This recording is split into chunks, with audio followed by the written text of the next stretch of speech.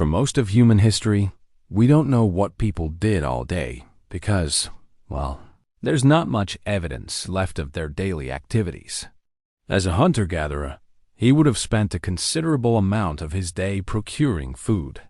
But unlike modern hunter-gatherers, which is to say people who live today and hunt and gather food, keeping them in tip-top shape for the next hunting trip, then he takes some time to meticulously craft a new axe from a sharp stone, an important tool not just for the obvious chopping tasks. Thanks for watching this episode of What Did Caveman Do All Day? It's really quite hard to say exactly what life was like for our earliest ancestors. The truth is, there's a lot we don't know. We have some educated guesses backed by science, of course. But ultimately, the specifics are lost to time. If you enjoyed this video, please do subscribe and leave a like. We'll see you next time. But also for woodworking, since a roof over one's head is an important defense mechanism against the elements. His band had been nomadic until now. They've had chosen this cave as their permanent home and are slowly starting to make it more comfortable with hearths and rudimentary furniture. The men of the band take turns guarding the entrance to the cave throughout the night, watching out for predators that might want to steal their food or, even worse, eat them. The Paleolithic humans would spend less time actually hunting and more time gathering. More time is spent crafting new tools and repairing old ones. More time is spent looking for food. A fire is already burning merrily inside, casting dancing shadows on the walls and keeping the worst of the night's chill at bay. The men, women, and children of the band share stories of the day while eating their meager meal. They groom each other, sharing lice and dirt between them. Then it's time for bed. The children, too young to help with the hunt or the gathering, snuggle up to their parents, falling asleep to the crackle of the fire and the soft murmurs of their family. The adults keep watch. The cycle will begin again tomorrow. Perhaps there's a bit of socializing with another band, a friendly competition to see who can throw a spear the farthest or who can craft the best axe. Maybe there's a bit of bartering between the two bands, trading goods that one band has in excess of what they need for something that they're lacking. This is actually pretty common behavior for Paleolithic humans, who despite living in small bands spread out across the world, were surprisingly adept at maintaining complex social interactions with other groups, even trading with them over goods and services, sometimes over hundreds of miles. And that's because our ancestors had discovered the benefits of planting crops and raising livestock thousands of years before this.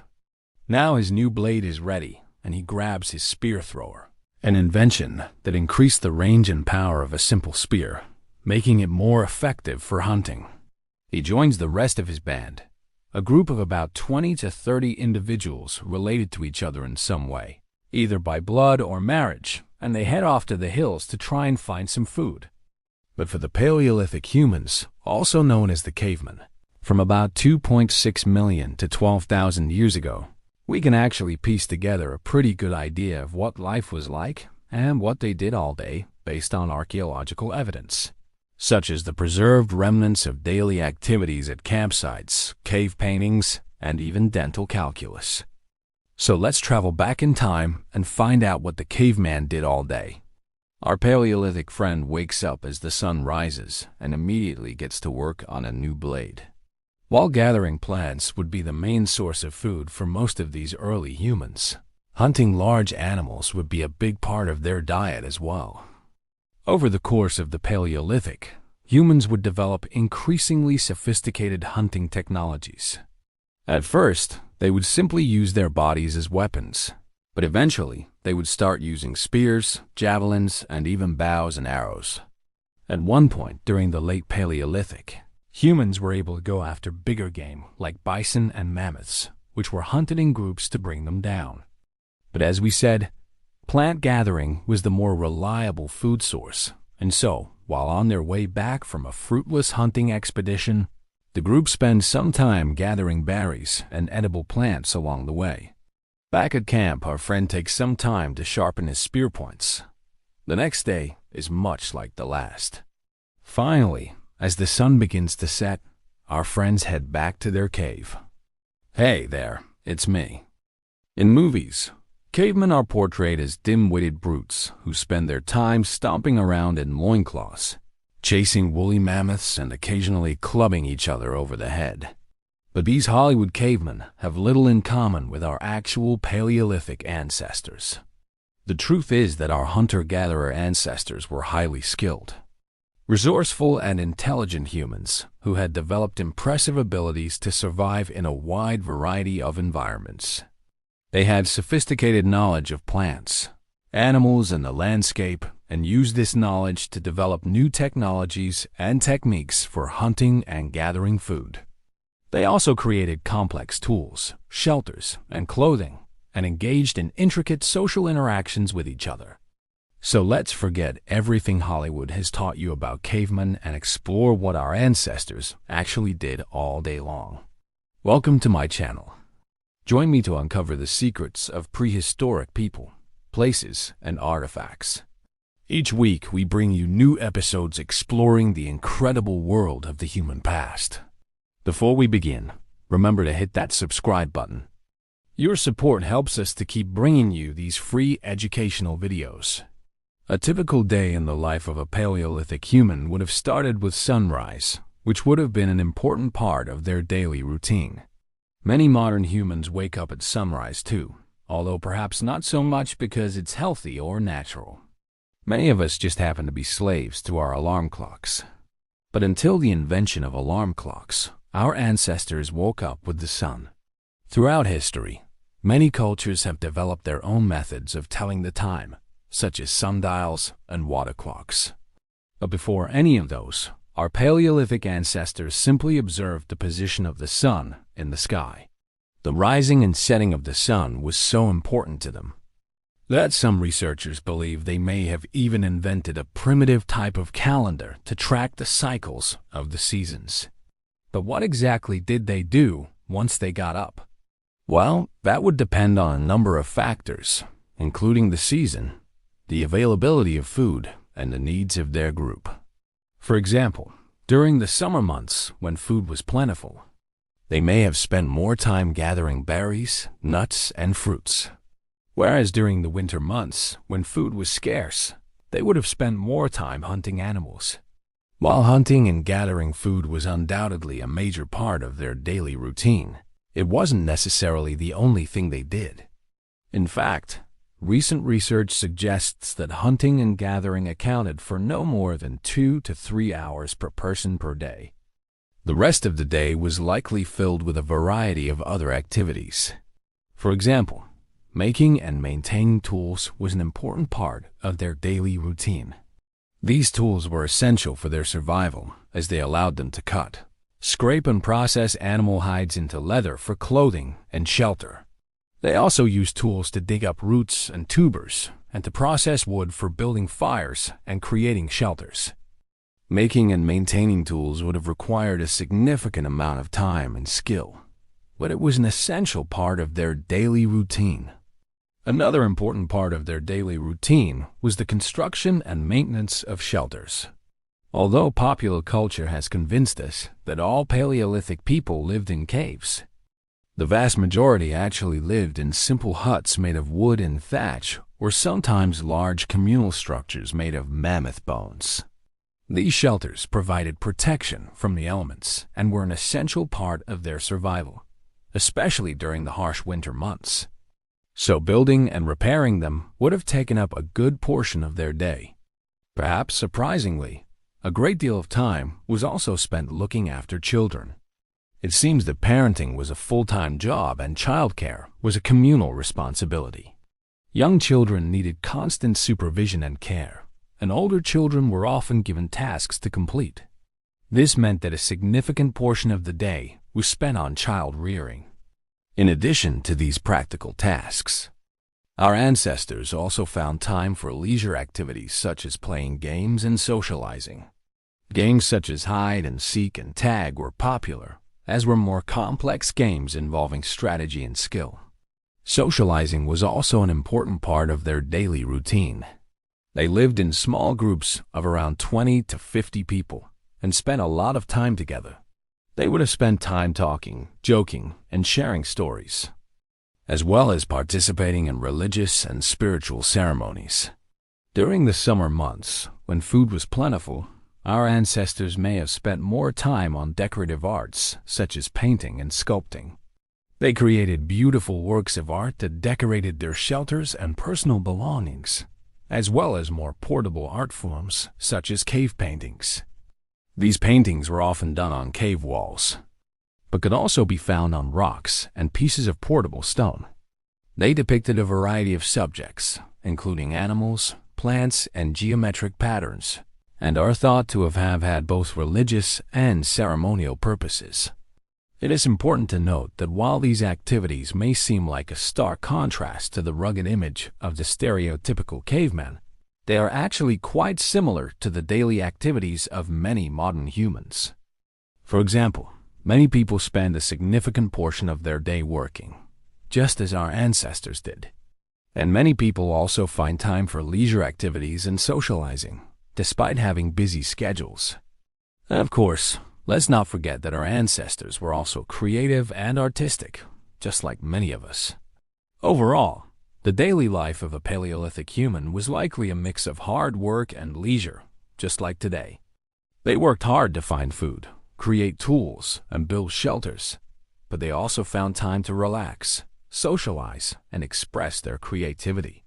And while it's easy to imagine them spending all day stomping around in the forest chasing animals, the truth was that they were highly skilled and intelligent humans who had developed sophisticated techniques and strategies for hunting, gathering, and surviving in a wide variety of environments.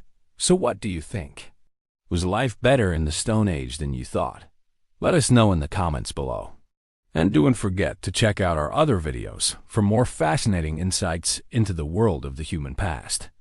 Thanks for watching. You awaken in the 1870s American frontier, thrust into a world where survival is a daily gamble.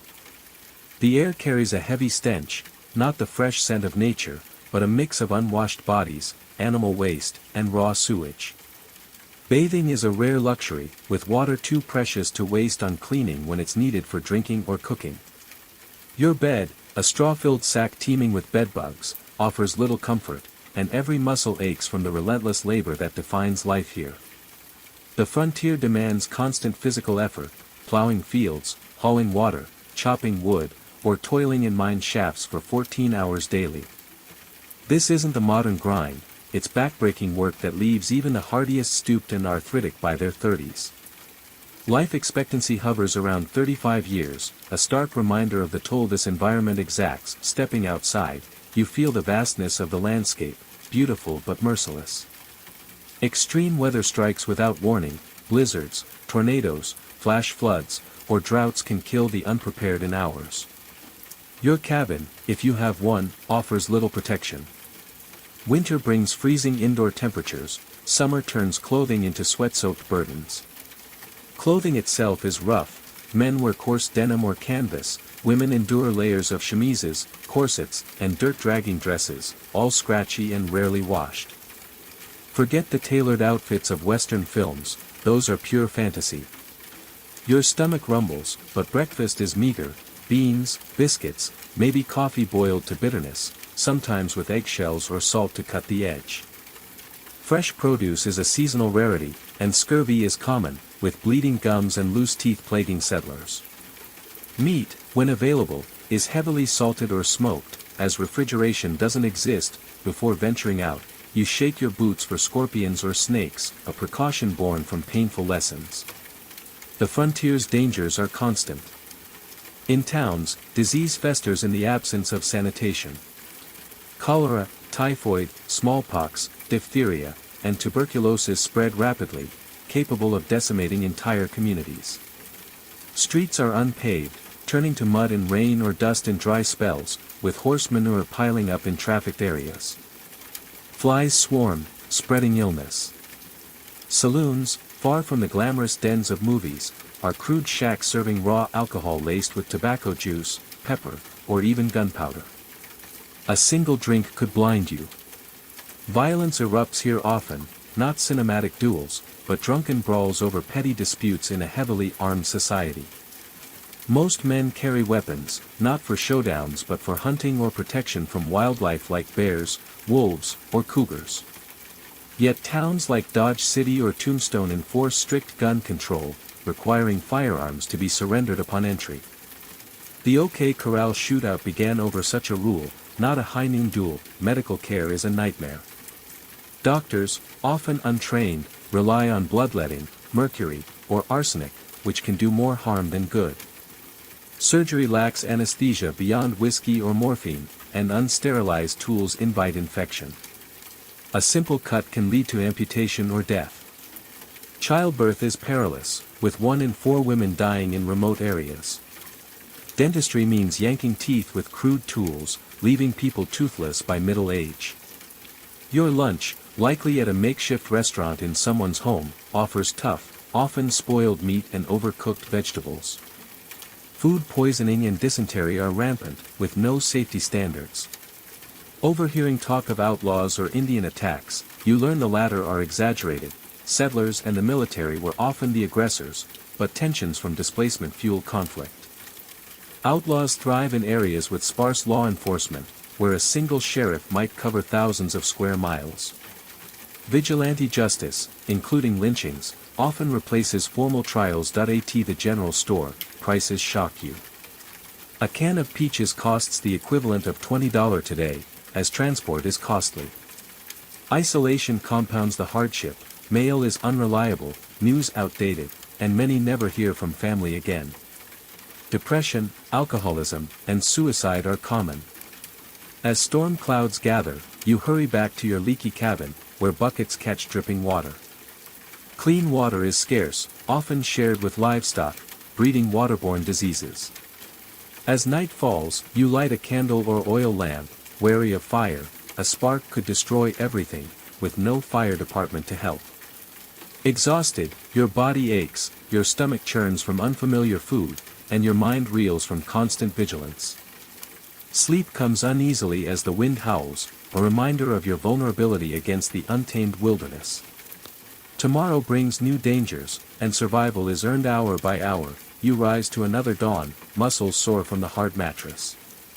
Today, you consider traveling across the frontier, perhaps to another settlement or along the Oregon Trail. The Transcontinental Railroad exists, but it's unaffordable for most. Instead, you might ride a horse, if you can afford one, or travel by wagon. Horses are costly, and saddles are designed for function, not comfort, leaving riders blistered after hours in the saddle. A spooked horse can throw you, risking broken bones far from help. Wagons are worse, with no suspension to cushion the jarring ride over rough trails. Dust chokes you in dry weather, mud traps wagons after rain. Breakdowns are frequent, with cracked wheels or snapped axles stranding travelers. The Oregon Trail, stretching 2,000 miles, is a graveyard, 10 to 15 deaths per mile from disease, accidents, or drownings. Cholera kills swiftly, turning healthy people into corpses in hours. River crossings are deadly, with wagons capsizing and supplies lost. Native American attacks are rare, but accidents like firearm mishaps or being crushed by wagons claim many lives.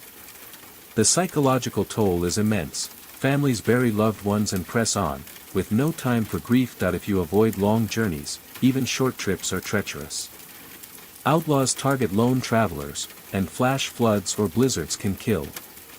Navigation relies on vague landmarks or unreliable guides, and getting lost is often fatal. The frontier's diversity surprises you: Chinese immigrants, Mexican families, black cowboys, European settlers, and native nations coexist, but equality is absent. Chinese workers face brutal discrimination, Mexican landowners lose property to legal trickery, and black Americans encounter entrenched racism. Native Americans suffer catastrophic losses, with populations plummeting from disease, warfare, and forced relocation. By 1900, their numbers dropped from millions to under 300,000, with children torn from families to attend boarding schools aimed at erasing their culture. Women's lives defy Hollywood stereotypes. They plow fields, tend livestock, and defend homes alongside domestic duties, working from dawn to midnight. Widowed young, many manage farms alone, yet lack legal rights to vote or own property. Unmarried women face limited options, teaching, nursing, or prostitution, the latter driven by desperation, not glamour. Prostitutes endure abuse, disease, and ostracism. Yet some women find freedom in the West, where scarcity gives them leverage in marriage markets. Wyoming and Utah grant voting rights early, recognizing women's contributions. Law enforcement varies widely. Sheriffs cover vast areas, relying on citizen posses, while town marshals handle local order. Federal marshals tackle major crimes but are scarce. Vigilante groups fill gaps, sometimes maintaining order, often fueling mob violence. Hangings are common for crimes like murder or theft, with prisons rare and deadly. As night approaches, you seek shelter in a basic hotel or camp outdoors. Hotels offer bug-infested beds and shared outhouses. Camping risks wildlife or poorly managed fires sparking disaster. The darkness is profound, with coyote howls and unfamiliar sounds fueling anxiety. Sleep is fitful, haunted by the day's perils. You decide to try mining, drawn by tales of gold and silver. Staking a claim is tough, prime land is gone, and fees are steep. Placer mining means hours in freezing streams, panning for flakes worth pennies. Hard rock mining is worse, with cave-ins, toxic gases, and dynamite accidents. Silicosis and mercury poisoning ruin health, and most miners earn barely enough to survive, while saloon owners and storekeepers profit more. Mining towns are rough, with rampant drinking, violence, and disease. Banking is risky, with predatory rates and frequent failures. Ranching seems appealing, but droughts, blizzards, and predators decimate herds. Cattle drives are grueling, with stampedes and river crossings claiming lives. Cowboys, often young and marginalized, earn little for dangerous work. Farming under the Homestead Act promises land, but 160 acres in arid regions isn't enough. Sod houses leak and harbor pests. Plowing dense prairie sod is brutal, and crops face drought, floods, frosts, or grasshoppers. Isolation drives prairie madness, with depression and suicide common. Wage work in towns avoids some risks but brings others. Factories and railroads lack safety measures, and injuries are frequent. Chinese workers face the deadliest tasks, and child labor is rampant. Company towns trap workers in debt, with inflated prices and script pay. Time moves differently here, dictated by daylight and seasons, not clocks. Leisure is simple, storytelling, card games, or music when instruments are available. Books and newspapers are treasured, shared until they disintegrate. Community events like barn raisings or harvest festivals are vital for connection. Churches serve as social hubs, offering education and aid. Food is monotonous: beans, corn, pork, with fresh produce rare. Preservation is critical but risky, with spoilage and pests constant threats. Cooking over open fires is laborious, and water is often contaminated. Children work young, tending livestock or helping with chores by age 6. Education is sporadic, with one-room schools operating briefly, using corporal punishment and minimal supplies. Child mortality is high, 1 in 4 die young from diseases or accidents. Medicine is primitive, with untrained doctors and toxic treatments. Childbirth is deadly, and infections from minor injuries can kill. Isolation breeds loneliness, with prairie madness affecting many. Community cooperation, barn raisings, harvest teams, balances rugged individualism, shaping frontier culture. The frontier's beauty is undeniable, but its exploitation is stark. Bison herds, once millions strong, are nearly extinct by 1884, partly to starve native tribes into submission. Indigenous peoples face cultural erasure, with treaties broken and children assimilated. Diversity, Chinese, Mexican, Black, European, creates vibrant but tense communities, with discrimination pervasive. By the 1870s, railroads and corporations transformed the frontier, squeezing out small operators. Violence wanes as law enforcement grows, but legendary outlaws like Wyatt Earp blur the line between hero and criminal. The Wild West's mythology, gunfights, heroic cowboys, emerges as the frontier fades, with Buffalo Bills shows and dime novels crafting a sanitized narrative. These stories celebrate American virtues but obscure indigenous genocide, environmental ruin, and corporate greed. The real West is complex, marked by courage, cruelty, cooperation, and conflict. Survival demands resilience, skills, and community, against a backdrop of stunning landscapes and profound silence. As you drift to sleep under a starlit sky, you feel the weight of a world where every day tests human endurance, leaving a legacy of questions about adaptation, community, and humanity's place in the natural world. The starlit sky fades as sleep overtakes you, but your journey through history continues, now shifting to the Gilded Age of the late 1870s and 1880s, a time when the American frontier was transforming under the weight of industrialization, migration, and ambition. You awaken in a bustling frontier town, no longer the raw wilderness of a decade earlier, but a place where the promise of progress clashes with stark realities. The air carries the acrid scent of coal smoke, horse manure, and the faint metallic tang of nearby railroads. Your bed, if you're lucky, is a thin mattress in a boarding house, still crawling with lice. Every bone aches from the relentless demands of this era. Whether you're a laborer, merchant, or homesteader, survival requires unyielding effort. The Gilded Age frontier is a paradox, a land of opportunity where wealth concentrates in the hands of a few, while most struggle against poverty, danger, and uncertainty. You rise to face the day, your body stiff from sleeping on a rough cot. The town hums with activity, wagons rumble, hammers strike, and voices barter in a mix of languages. The Transcontinental Railroad, completed in 1869, has reshaped this world, linking remote outposts to Eastern markets. But for most, the train is a luxury, and you rely on foot, horse, or rickety wagon to move about. Horses remain costly, their upkeep a burden for the average worker. A single misstep on a rocky trail could lame your mount, leaving you stranded. Wagons, without modern suspension, jolt over uneven paths, kicking up choking dust or bogging down in mud. The physical toll is immediate, blisters, bruises, and exhaustion set in within hours. If you're traveling, you check your boots for snakes or scorpions, a habit born from necessity in a land where nature remains a formidable adversary. Stepping outside, the town's chaotic layout strikes you. Buildings sprawl haphazardly, wooden structures leaning against brick storefronts. Streets are dirt, turning to sludge in rain or dust clouds in dry spells, with piles of waste attracting swarms of flies. Sanitation is non-existent, cholera, typhoid, and dysentery lurk in contaminated water sources. You pass a saloon, its rough-hewn bars serving fiery liquor cut with turpentine or worse. Violence simmers here, not the choreographed duels of legend, but impulsive fights fueled by alcohol and desperation. Most men carry knives or pistols, not for glory but for survival against wildlife or human threats.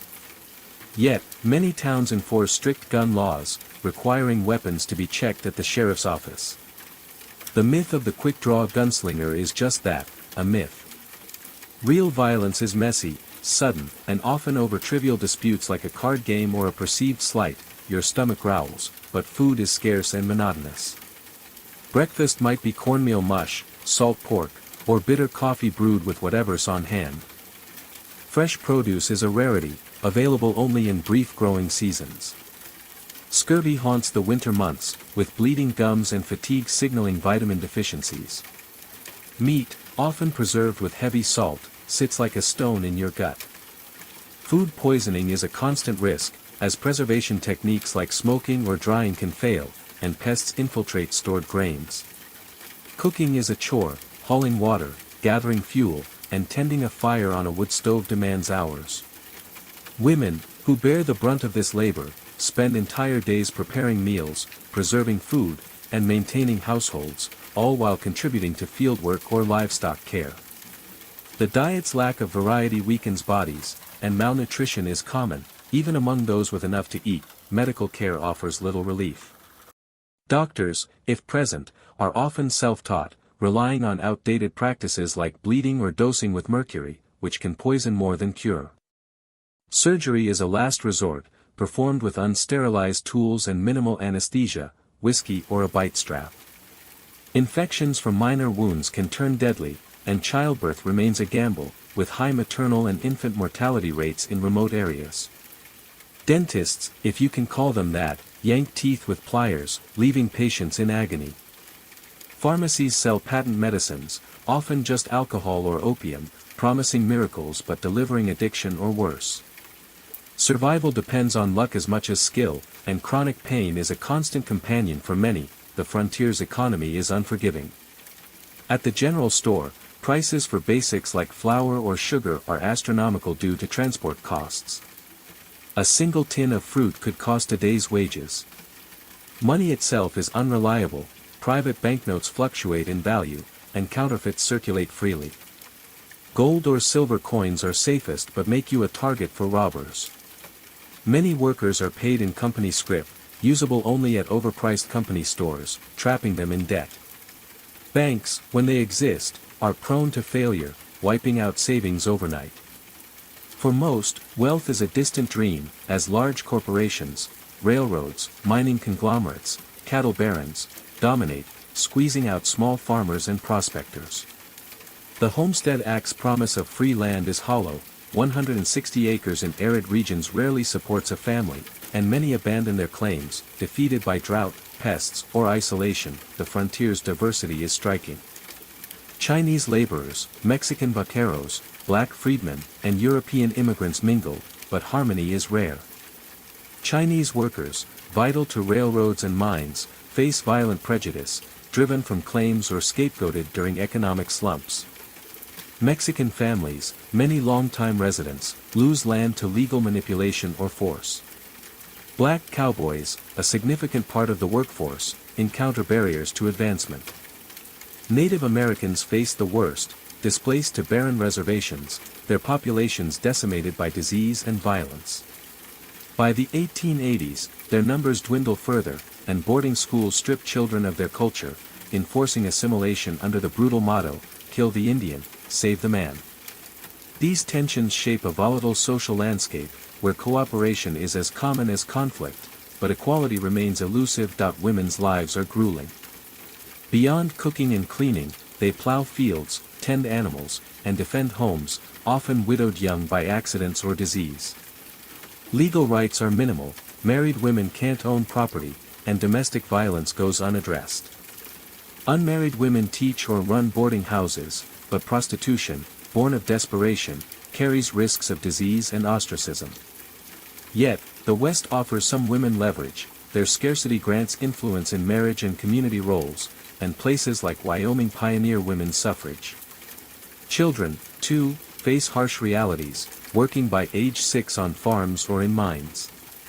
Schools, if they exist, are cramped, with one teacher for all ages, using slates and corporal punishment.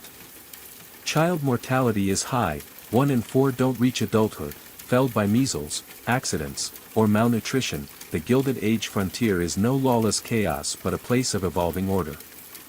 Sheriffs and marshals, often underpaid, struggle to police vast regions, relying on posses or vigilantes. Justice is swift, hangings for murder or theft are common, and prisons are death traps. Railroads bring change, connecting towns to markets but favoring corporate interests. Small farmers and ranchers struggle against large operations, and mining shifts from lone prospectors to industrial enterprises. Cave-ins, toxic dust, and dynamite accidents make mining deadly, with silicosis or mercury poisoning claiming lives slowly. Ranching brings its own perils, droughts, blizzards, and stampedes decimate herds, and cowboys earn meager wages for grueling work. Time moves with the sun, not clocks. Work follows tasks, plowing, herding, harvesting, not set hours. Leisure is simple, storytelling, fiddle music, or shared books. Community events like barn raisings or 4th of July picnics are lifelines, fostering cooperation amid isolation. Churches anchor social life, doubling as schools and aid hubs. The environment, stunning in its grandeur, is exploited without restraint. Bison, once numbering millions, are nearly gone, a deliberate tactic to subjugate native tribes. Rivers are polluted, forests felled, with no thought for sustainability. This mindset contrasts sharply with modern conservation, reflecting a view of nature as a resource to conquer. As night falls, you seek shelter, perhaps in a hotel with thin walls and shared beds, or a campsite vulnerable to predators and weather. The darkness is profound, amplifying coyote howls and rustling grasses, stirring unease. Sleep is restless, haunted by the day's trials, disease, violence, hunger, and isolation. The Gilded Age frontier is no romantic saga but a crucible of human endurance. Its myths, born in dime novels and later films, glorify rugged individualism while ignoring corporate greed, cultural erasure, and environmental ruin. The real story lies in ordinary people, diverse, resilient, flawed, navigating a world of scarcity and danger. Their legacy shapes modern America, from land laws to cultural diversity, leaving questions about progress, community, and humanity's role in a changing world. As you drift to sleep, the stars burn bright, linking you to those who face this unforgiving land, their struggles echoing in the silence of a night both beautiful and terrifying.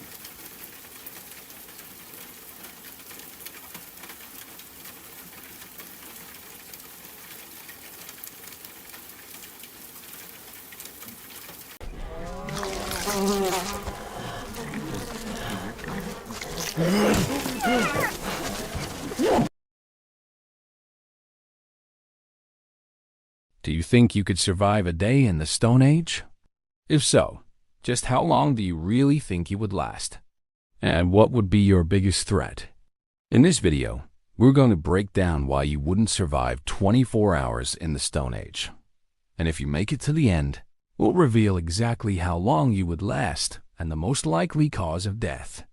But the truth is that the real danger of the Stone Age was just beginning. For example, bacteria and parasites were rampant in the Stone Age and could cause deadly diseases. Without modern medicine and clean water, even a small cut or insect bite could become infected and lead to death. This meant spending long hours looking for edible plants and animals to hunt. But hunting was not easy. You would need to create weapons like spears and bows and arrows. During the Stone Age, there were several social challenges that could end your life. The first was the threat of violence. In a world without laws or government, violence was a constant danger. Despite all the challenges of the Stone Age, you have one major advantage over the people of that era: your knowledge of the future.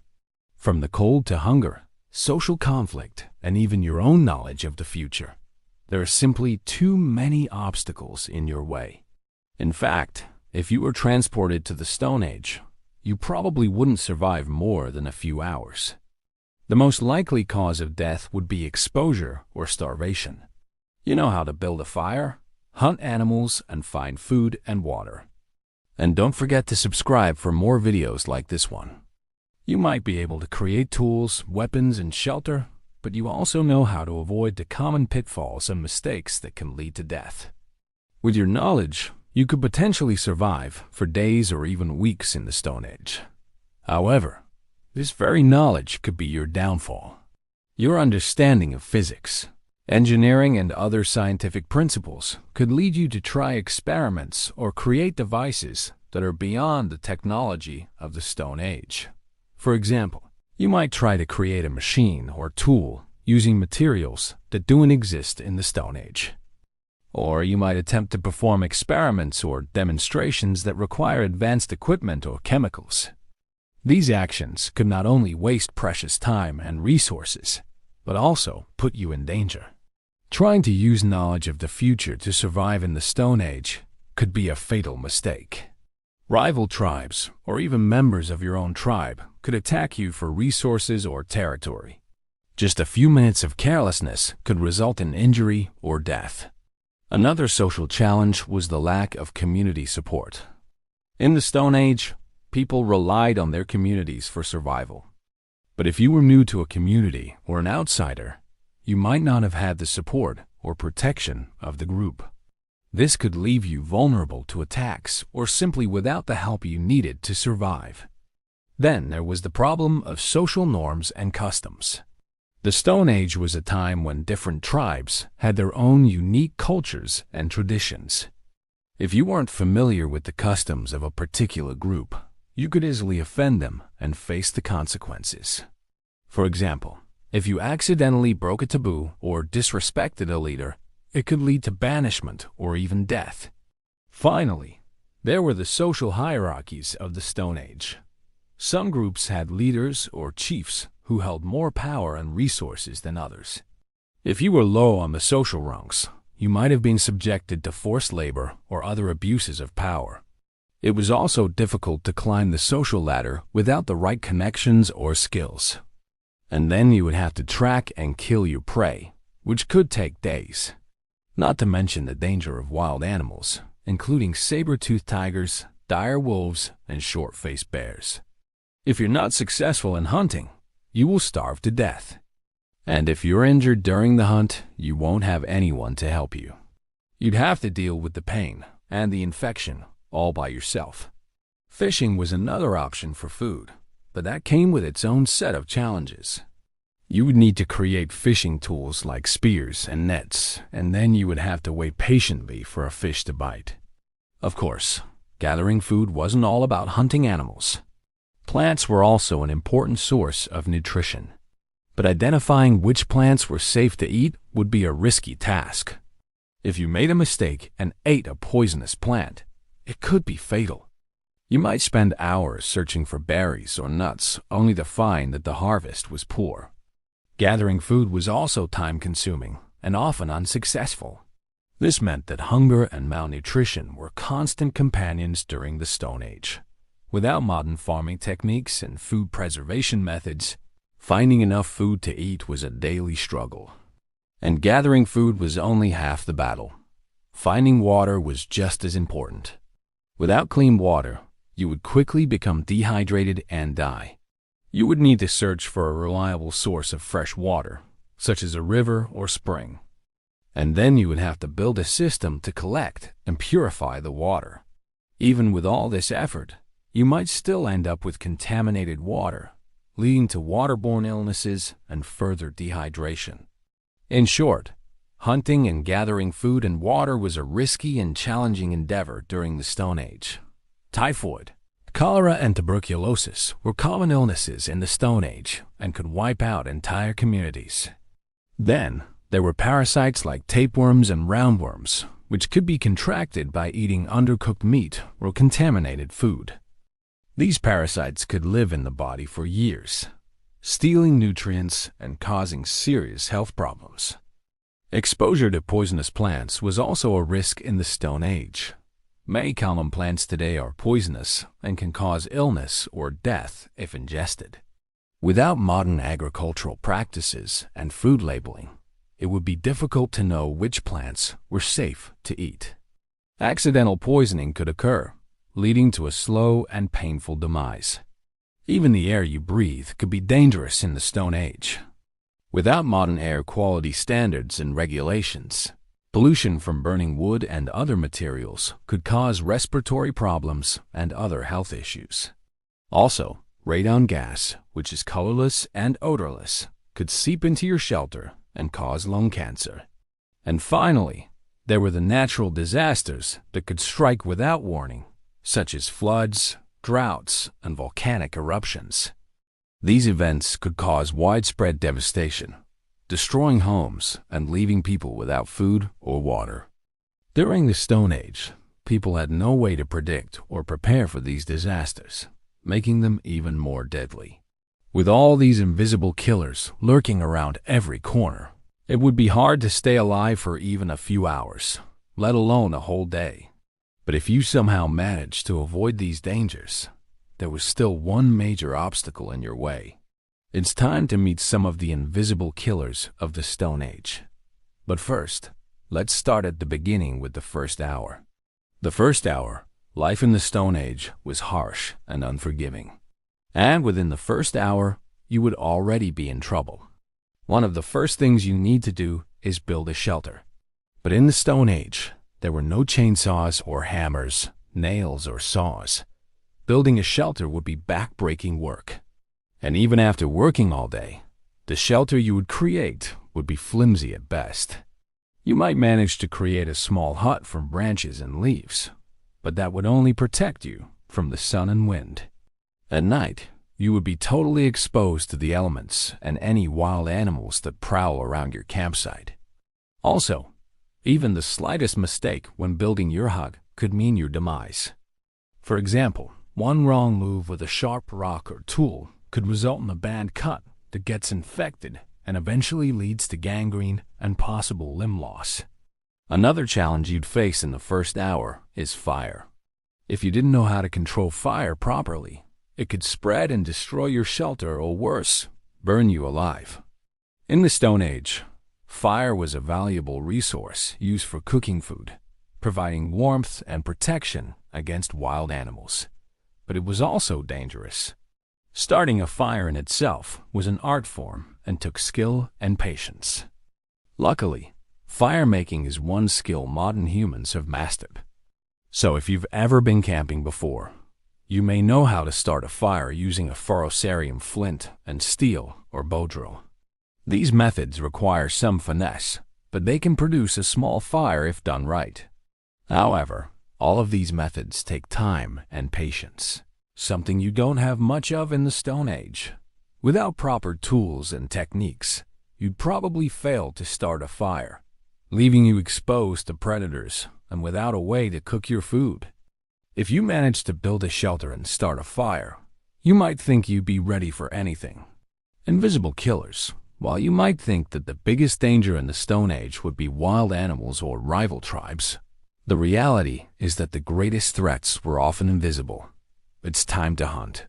Hunting and gathering. In order to survive in the Stone Age, you would need to find food and water. Now, despite the challenges of hunting and gathering, the truth is that the biggest threat to survival during the Stone Age might have been closer than you think. The social strategy. Humans are social creatures, and even if you manage to survive the first hour, build a shelter, and find food and water, the next 23 hours could be your last because of other humans. Despite all these social challenges, if you managed to stay safe and make allies, there was still one thing that could bring you down. Modern advantages. One final hurdle to surviving a day in the Stone Age is your very humanity.